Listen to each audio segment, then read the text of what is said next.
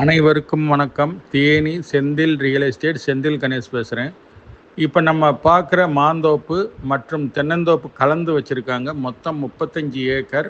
உத்தமபாளையத்துலேருந்து ஒரு 4வது கிலோமீட்டரில் இந்த இடம் அமைஞ்சிருக்கு. ஆற்றுலேருந்து தண்ணி கொண்டு வர்றாங்க. தண்ணி வசதியும் நல்ல தண்ணி வசதியோட வீடெல்லாம் இருக்குது. 2-3 வீடு வேறு வச்சுருக்காங்க. பல வகைகள்லாம் விவசாயத்தில் சேர்த்து வச்சுருக்காங்க. நெல்லிக்காய், பலாமரம், மாமரம், அதுபோக தேக்கு மரம், எல்லா பயிர்களும் சேர்ந்து வச்சுருக்காங்க. மல்லித்தலை போட்டிருக்காங்க.